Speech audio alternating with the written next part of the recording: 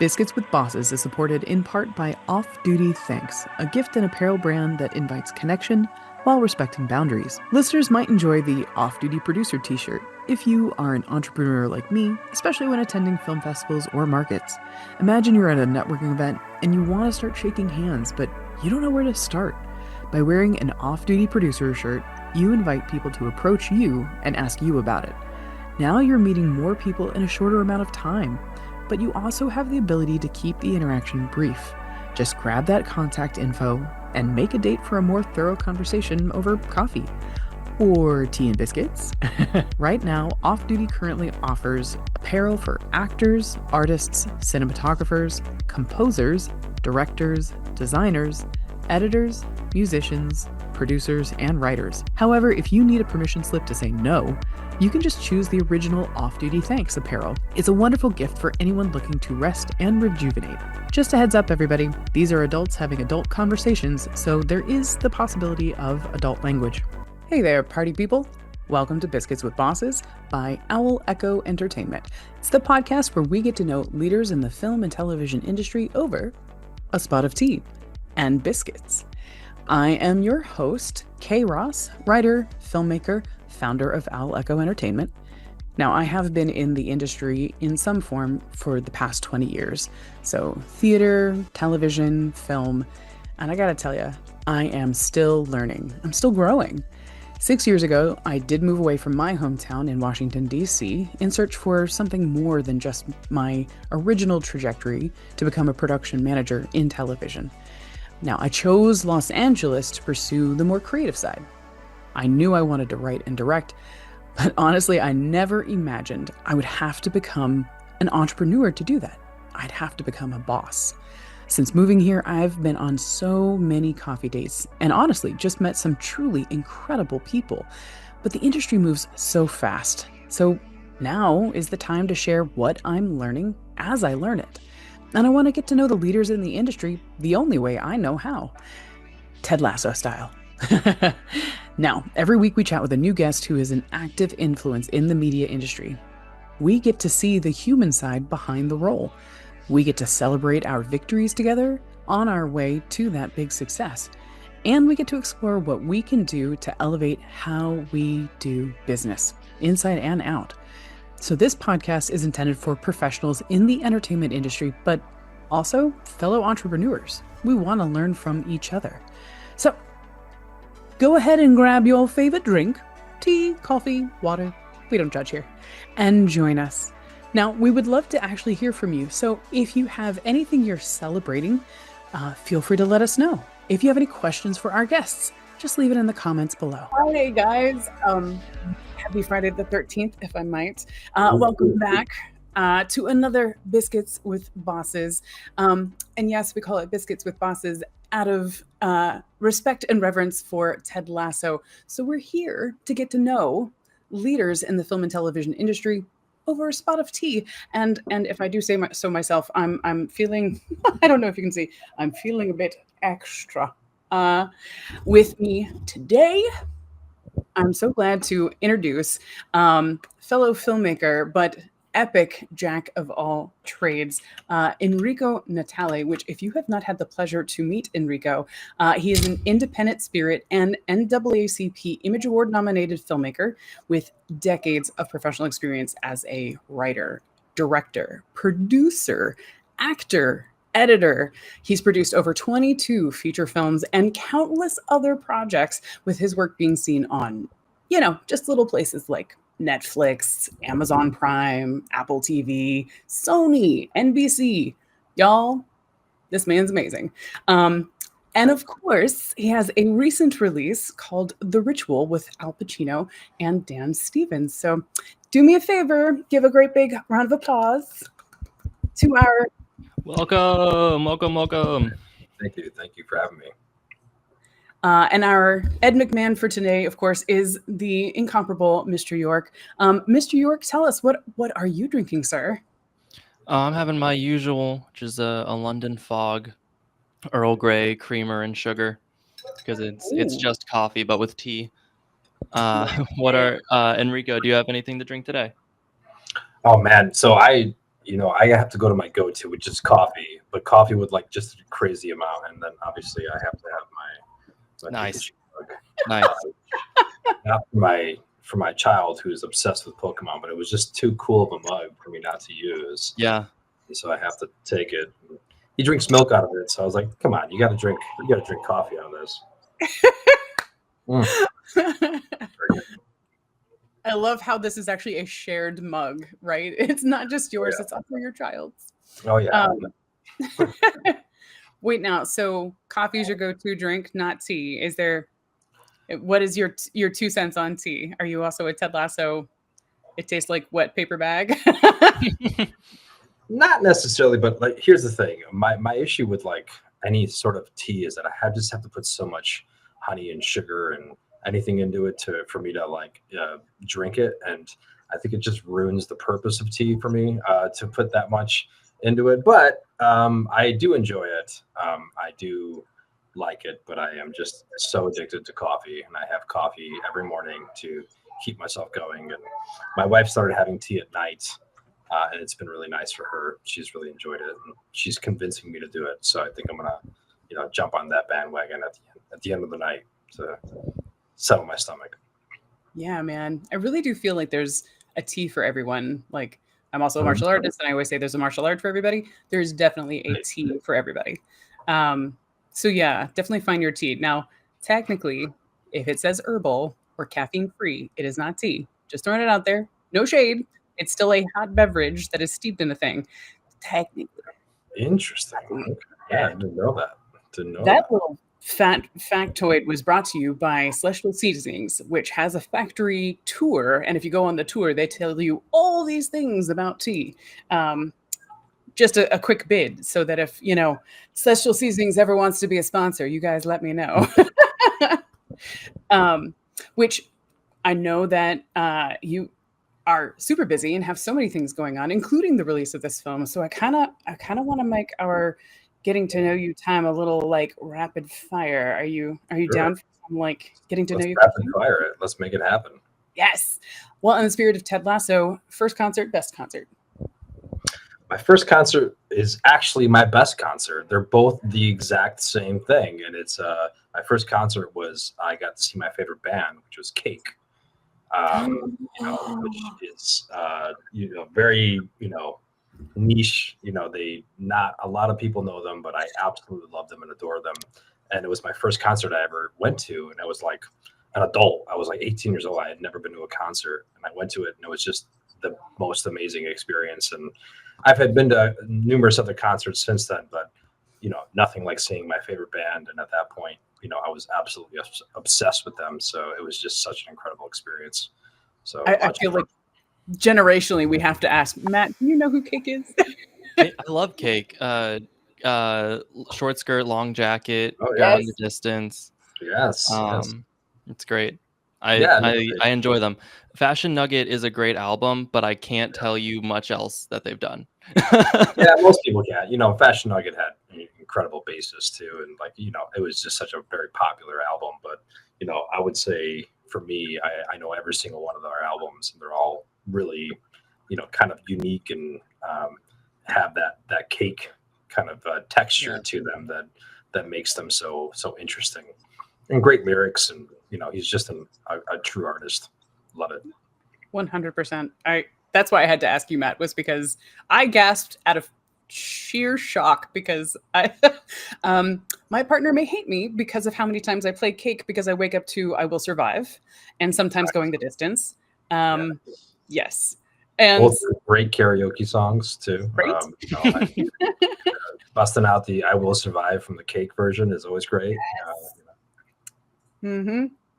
There's something about that trumpet that really just sends it home as like something more than just spoken poetry. It just, yes, like you said, true artist. Yeah, they're great. They're great. This is supposed to be rapid fire, but man, I was so shocked by the oh my God, Cake! I love Cake. Right. I know most people I could pick a new band, but I still love Cake. I'm not even sure I can beat that one. My first concert was Beach Boys, and just as a matter of because my mother wanted to bring me in. She didn't want anybody else to have my first concert. So we made it like family friendly, right? Also very karaoke-y. Of all the concerts I've had, the one that is the most momentous is probably Aretha Franklin. She performed live for a Smithsonian celebration, and I was out on the lawn, and I just remember like sitting up, completely ignoring, my boyfriend at the time, and just like, I'm going to remember this for all of my life. I can die happy now. Yeah. I'm not saying it's still the best concert, but yeah. Okay, but since someone mentioned it is Friday the 13th, and because you do have this phenomenal like horror film coming out, what was your first ever horror film in theaters? Oh man, in theaters, I think the one that I can remember had like an impact on me. I would say, that I would remember it was probably Scream. Seeing that in theaters was like. It was just really terrifying and great, and that experience was really, really memorable. I would say memorable. I probably saw them prior to that, but I don't remember them, and I don't remember if they had an experience to me. But Scream was probably the first one that I remember really like hit me, and I was like, wow, this is jarring and terrifying and really powerful. Yeah, that opening is so classic. Oh yeah, well done. It really puts you into the mood of the movie. I mean, it puts you right in there. So I certainly enjoyed it. I'm not going to insult you by saying, Matt, have you seen Scream? Yes. I'm not that uncultured, man. It's not uncultured. Just sometimes things get lost in generations. So, I'm just making sure that it translates.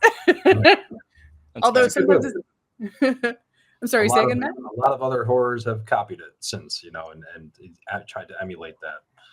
And so it's been done a lot, and sometimes even better in newer films. But, Scream was kind of the OG of that style of horror. Yeah. Yeah, I feel like it definitely started the slasher genre and like definitely pioneered it for what it is, of just a lot of like fun characters, but you didn't have to get behind them.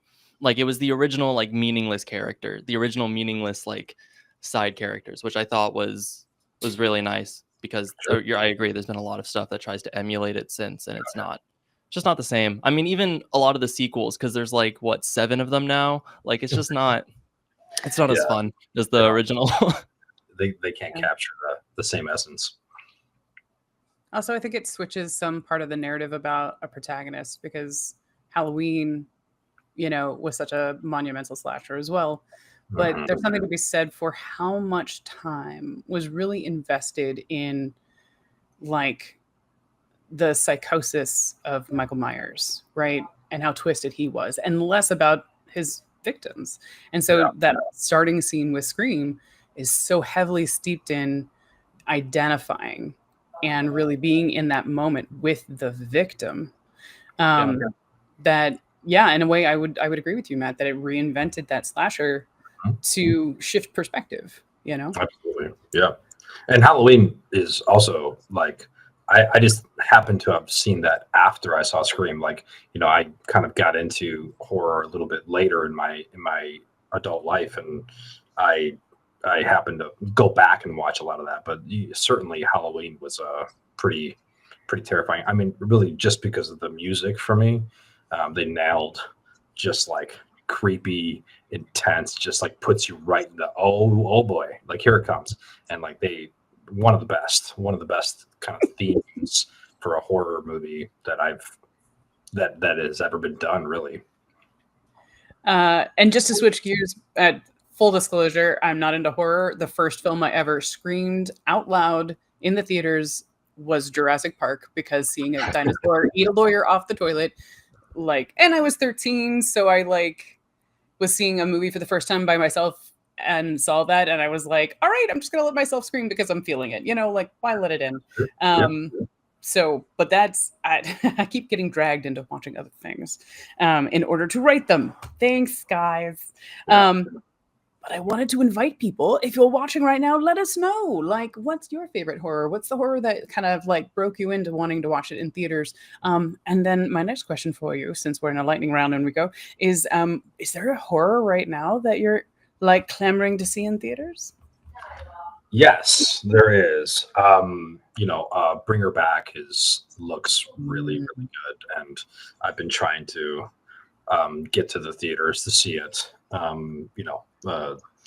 That just looks really kind of what we were talking about before. Okay, prior to this was that prestigious horror, the idea of like this like elevated horror. This is really like a trauma movie with these children and what they have to go through, and I just think that it looks so appealing. And I'm very, very excited to check it out in theaters. So I got to get away. I'm gonna try to get there to see it. A24 is fantastic. So right, they do good stuff. They really do. They invest in really dynamic filmmaking. I'll have to see if I can take it. I'm a slow creep. Like I wait for all the things to kind of happen and then I see it in theaters with like 5 other people. So like I'll probably be seeing Sinners now because I just oh, hey. Thanks for that, Mike. Mike Fitzer says The Exorcist did me in. Yeah, I would too. And actually, speaking of The Exorcist, Enrico, I hear you have like a thing out in theaters right now. Yeah, how's that going? Good. I mean, it's been cool to have a movie release. In a wide enough. I'm an independent filmmaker, and a lot of my theatrical releases have been like 20 theaters, or 30, or 50, or 100 was one. But this one was released in a ton of theaters in Europe as well, and in America, and so like it's been cool to see a wider released film. Still not like 3,000 theaters or anything like that, but it was really a kind of a breakthrough moment for me in my career and kind of the progression of my career. Oh my God. I can't wait to celebrate that with you. But before we move into the victory round, do you want to maybe show our viewers a little taste of what's to come with The Ritual? Let's do it. Yeah. Sweet. Matt, do you have... Nope.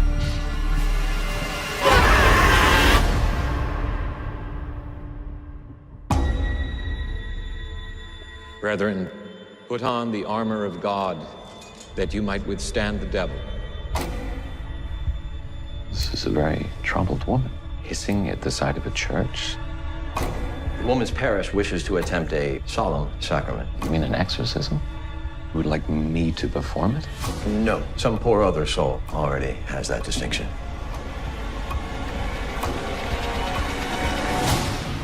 We are the Lord's army in this battle.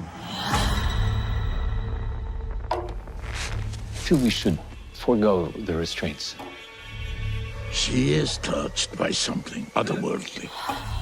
What if what she really needs is a doctor? We are paying a price for your lack of faith. By your holy resurrection, deliver us, O Lord. Something is happening, and it's affecting all of us. What you are doing is failing. The sisters are traumatizing. I want to shut this down. I feel like I'm being drawn into something. I can't sleep, I can't think. For us to be divided is for us to fall. We are the ones that stand in the breach and hold back the darkness. it is he who commands you.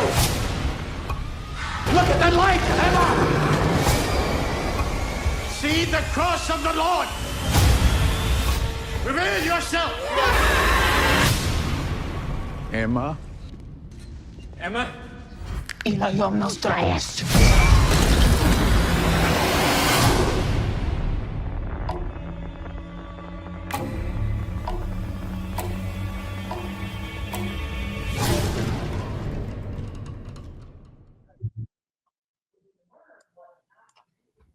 Wow. Oh, right?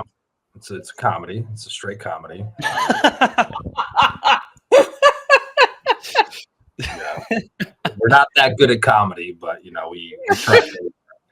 It's funny. No, that's great.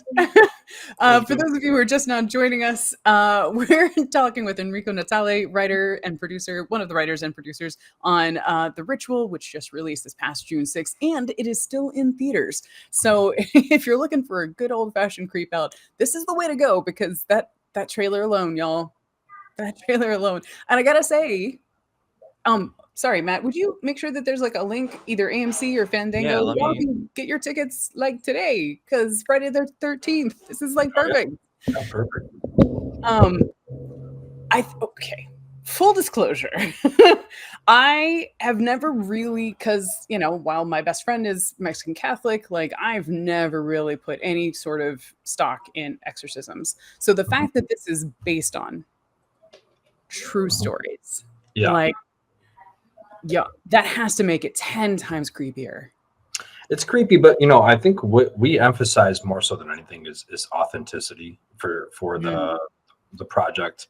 I think what I really appreciated is we've had a lot of Catholic priests and the Catholic community come and reach out to us and be like, this is like what it is. Like you were able to display it, how it actually happens in real life, how these things actually are performed, the actual language used, the different kind of movements and actions that happen inside of an exorcism.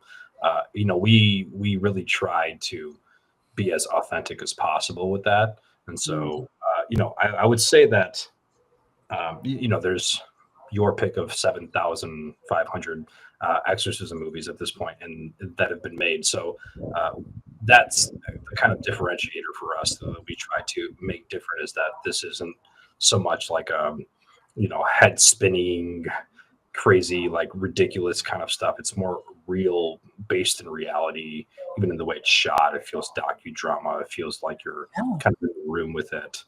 So the director, who's a creative partner of mine, was very adamant on kind of focused on shooting it a specific way to make the audience understand that this is supposed to feel real, because we followed all of the actual actions that you would when we talked to many exorcists and kind of did a lot of research in terms of the movements and actions and things that happen inside of an exorcism. So we're pretty proud of that. Yeah, I mean, you should be. And also just whew, okay. No, and sorry, I'm just trying to shake off the creep. It's totally funny. It's super funny, Kay. You're gonna love it. Laugh the whole way through. Yep, you're gonna laugh the whole way through. I love this. Mike Fitzer says it's gonna be hard to watch this with my eyes closed and wearing earplugs. Yep. Mm-hmm. Yep. I'm with you there, Mike. No, what I kind of love that, because you said not documentary style, but docudrama, which is very much coming in television before I moved over to film. Like that's very much my wheelhouse, and it is very I ain't saying low budget, but it's easier to get it past the budget bar because of that style. Sure. Do you feel like cool? and because you're an indie producer, do you feel like you were able to go further with this because of those kind of lower budget techniques? I think so. Yeah. It's still an independent project, and we were able to attract someone like Al Pacino to it, which is incredible. But I think that style of filmmaking, which again the director really likes, reactionary. We call it reactionary filmmaking.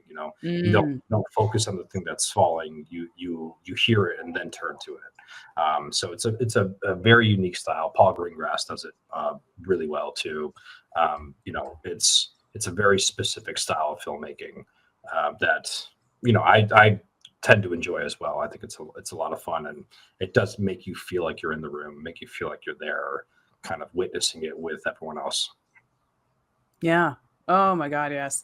And I really want to celebrate this as your victory, but I don't want to take that language from you, because when we do victory rounds here on Biscuits with Bosses, the purpose of it is to celebrate something that you did that aligns with your values, even if other people don't see it. So, for example, if you win a contest, celebrating the win is fine, but really what I want to celebrate is the fact that you finished the script in the first place, right? Or that you submitted in the first place. So, with that in mind, do you have a recent victory that you want to celebrate with us?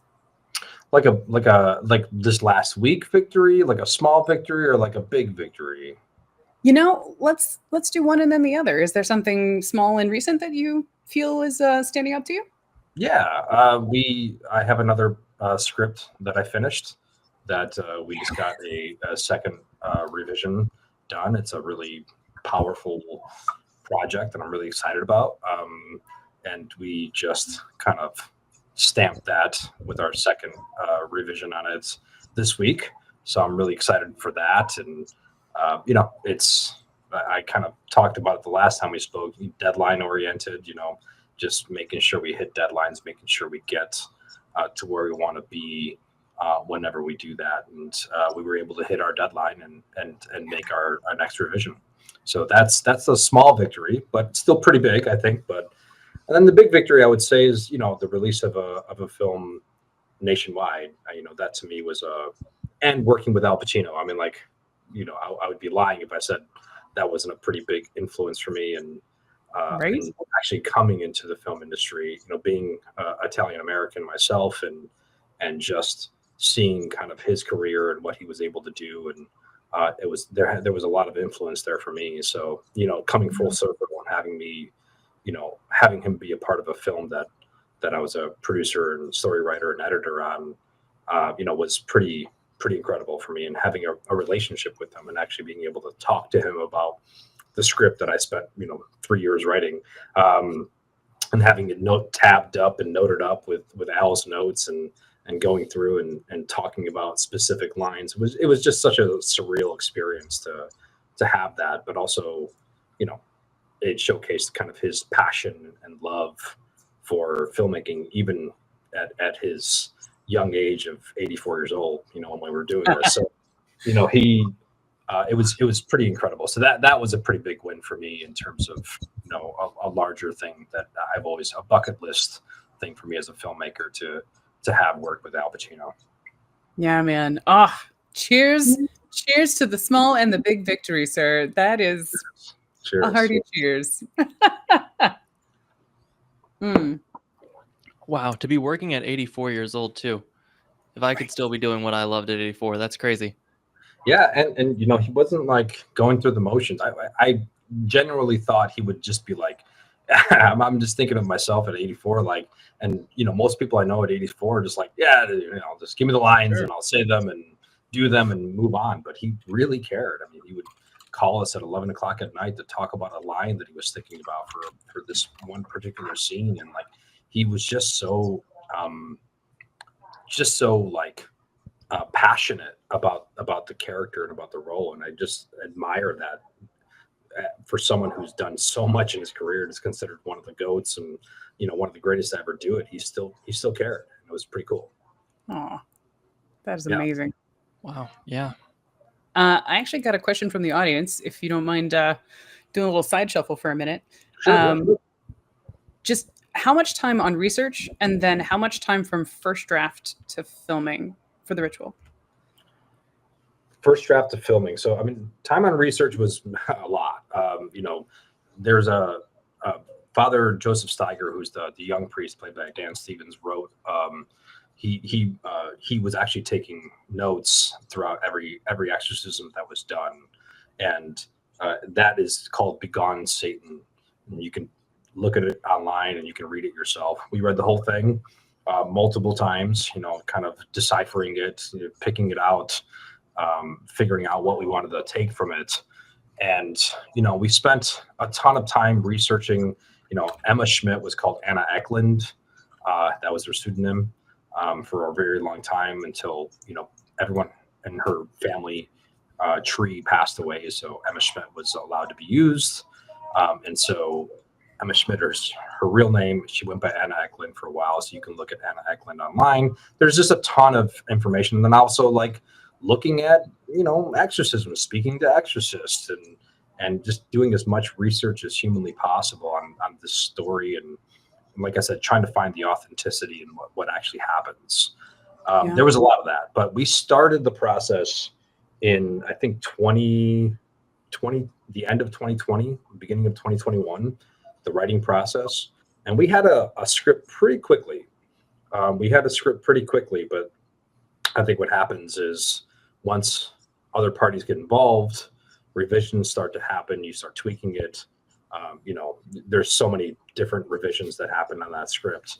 From the moment we gave it to Al to the moment we shot, there was probably like 20 revisions on that.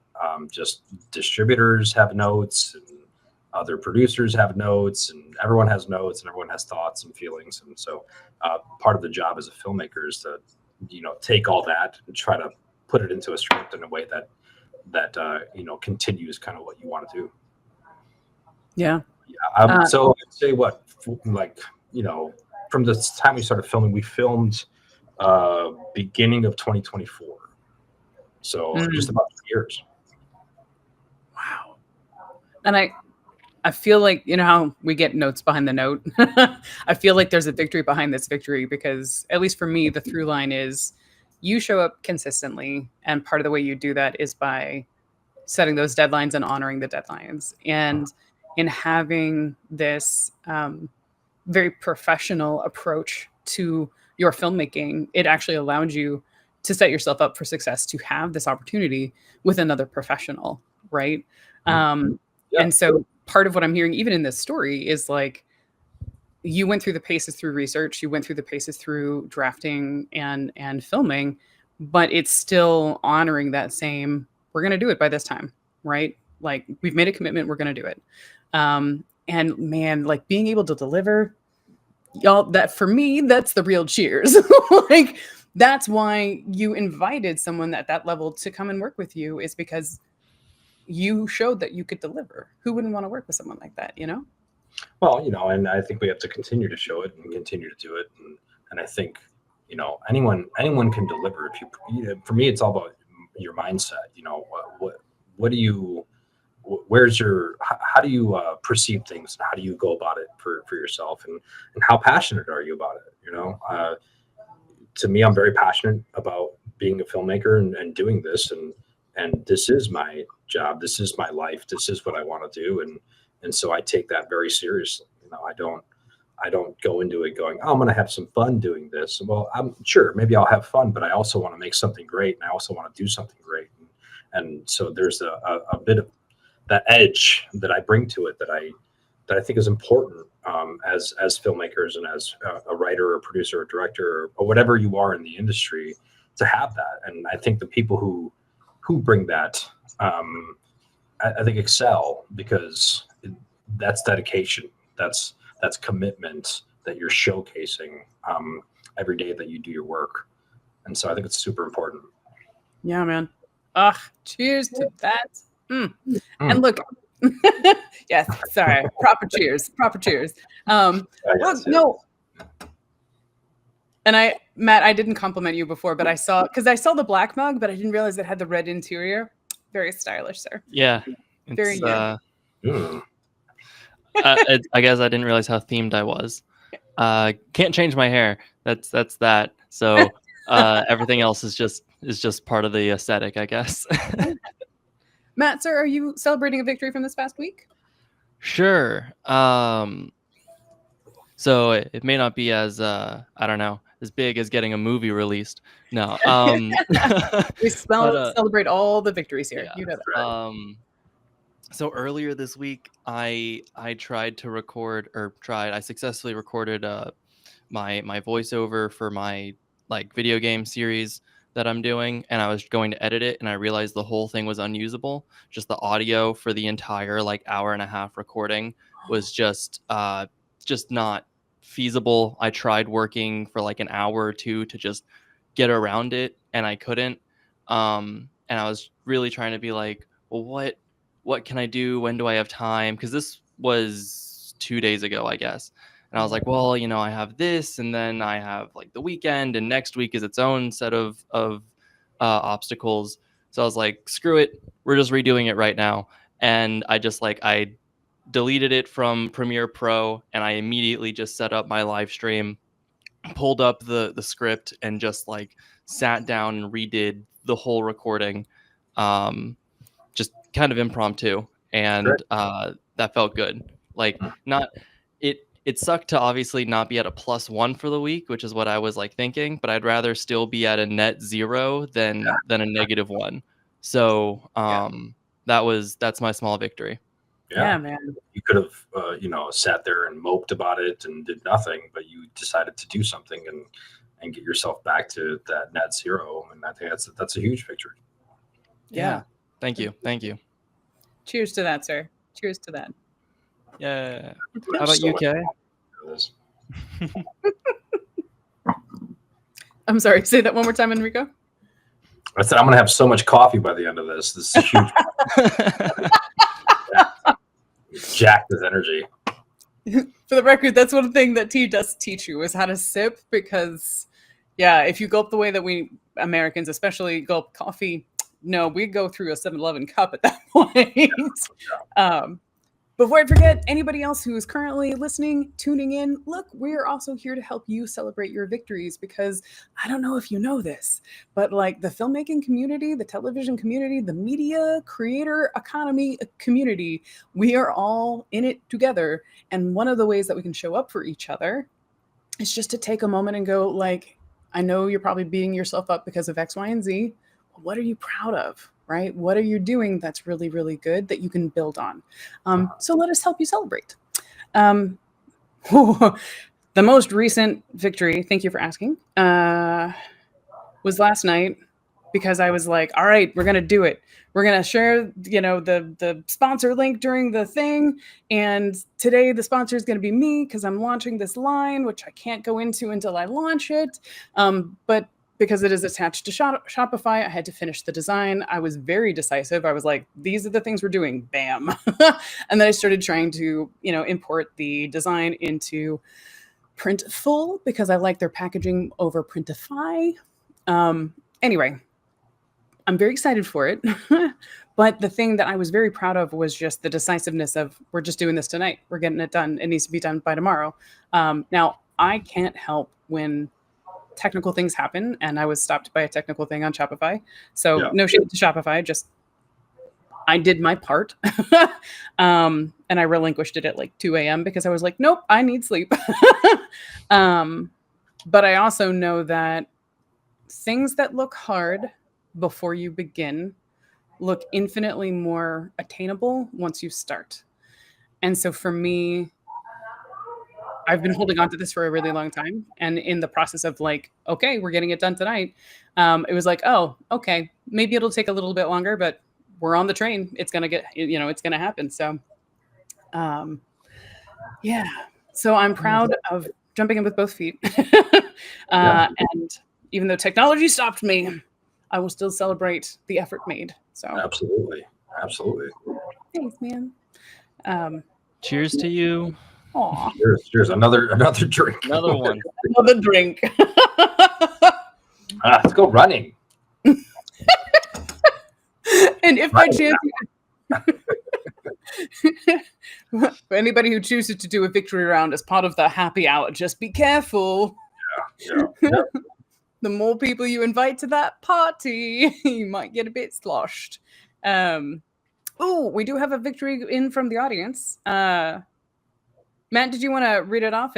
Yeah, absolutely. So Mike says that their victory was they won a cash prize in a screenplay competition, and they had an EP with a fantastic indie track record come on board to raise funds for their next feature. It's been a good week for them.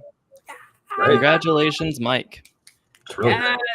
Cheers, Mike. Cheers. I won't make you drink another one if you don't want. I'll go in for it. Need some more coffee?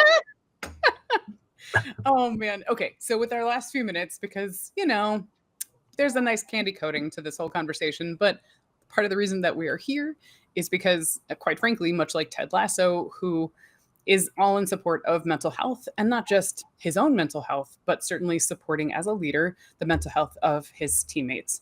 So I'm always curious to hear from leaders in the industry about, like, what are you doing behind the scenes to kind of protect and elevate the future of filmmaking and the future of filmmakers. So Enrico, I'd love to know, yeah, what efforts have you been making that kind of elevate our industry? Good question. And I think everyone should kind of try to do something to elevate other voices and elevate other filmmakers. And I talk about this a little bit, but this industry can be a black hole sometimes. You can feel like you're by yourself. You feel like you're alone. I have. Okay, I think I met you at one of these filmmaker meetups that I do quite often. QCAP, by the way. Thank you. Filmmaker meetups that I do, probably every other month or every 3 months or so, and try to bring people together to create new connections, create new, establish relationships with new people, and just kind of open yourself up and say, hey, we're all here to meet other people and connect. And I think it's just really important to try to find ways to do that all the time. My alma mater, I work closely with them, Illinois State University, which, by the way, Brendan Hunt, who is one of the creators of Ted Lasso, went to Illinois State University as well. So it's funny that you say that all the time, but you talk about Ted Lasso, but he's from my alma mater as well. And, working with people who come to Los Angeles and have just not a clue what to do, because I was one of those people. I came to LA and I didn't even know where to start. I was just like, where do I go? And I try to be a voice for a place of comfort for people to come to, and try to give advice and just understand that it's a hard industry, but you just have to know, you have to be focused and know what you want to do and have some dedication to do it.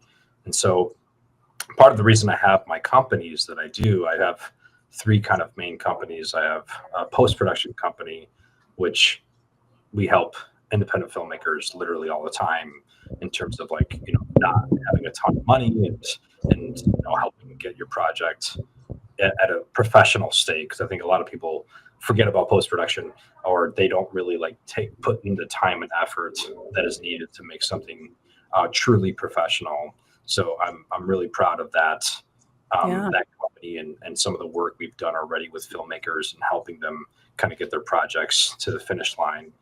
I recently started a what was that? I was going to ask, is that Redbird Entertainment is the post-production? That's my production company. So Legion Post is my post-production company, and Redbird Entertainment is my production company, which my alma mater is Illinois State University, and they are the Redbirds. So Redbird Entertainment kind of came from that. And Redbird is my production company. We're the production company behind The Ritual, and The Killing of Kenneth Chamberlain was our last film. We've done a ton of stuff, and that's something where we're trying to find kind of the modern ways of filmmaking. Not everything has to be a $40 million budget to make it. Independent film, it can really truly be, and you saw with Anora and Coda and all these films that are doing really, really well right now that aren't huge budget movies. You can tell a powerful story with low budgets. And I think Redbird is kind of trying to highlight that as much as humanly possible, that you can do a lot with a little. And, you started with Independent Spirit Award nominated and that was all on a project that was less than $500,000. And we were most people's craft service budget at the Independent Spirit Awards, and we had 3 Independent Spirit Award nominations. So I think you can do a lot with a little, and Redbird's kind of, we pride ourselves on that. We try to work with filmmakers to make that happen. And then I recently started Department H, which is a sales agency company, which is not at all what I typically do, but I partnered with someone who is been in that side of the world for almost 2 decades and is incredibly gifted. And I you know, my whole thing, because I've been burned by a lot of sales agents, and I can guarantee you any filmmaker listening to this can probably say the exact same thing. You know, and my whole thing was if I could be anything, it's just transparent. It's just trying to be honest and transparent with filmmakers, even if it's bad news. I'd rather have bad news than not any news at all. And so, you know, I started that company to try to give filmmakers at least a better voice to that world and what happens there, and try to help them, steer them in the right direction, because that's a pretty crazy, you know, we focus so much on the writing and then the producing and then the editing and then the finishing, and then you're like, what do I do now? Like, what happens when now that it's done? This is my baby, and now I have to give it to someone else, and like, so it's a pretty big part of the industry that I think a lot of people don't forget about, but they don't really think about as their strategy as they continue with their process. So yes, begin with the end in mind. Yes, 100%. Yeah. Where do you want to go with it? Yeah. You know, if you're okay with it just being your baby, and you know, maybe some people see it, great, but you know, you can't be upset that that's what happens at the end when, you know, that was the intention in the first place. Yeah, man. I don't want to keep you too much longer because I know you have to dash, but just in the event that there's anyone in the audience who is looking to level up either as a filmmaker or a producer or really just a boss in the industry, do you have any parting advice for up and coming bosses? It's the advice I see all the time is like, hold yourself accountable. You know, if you want to move forward in this industry, which is really hard.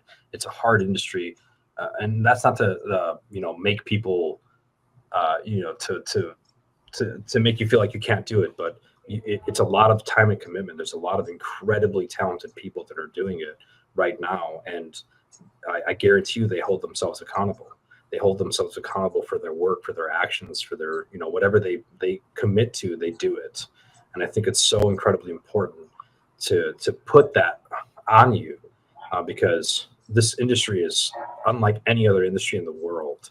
You know, I mean, really, truly, like, it's beautiful, it's majestic. You can do so much.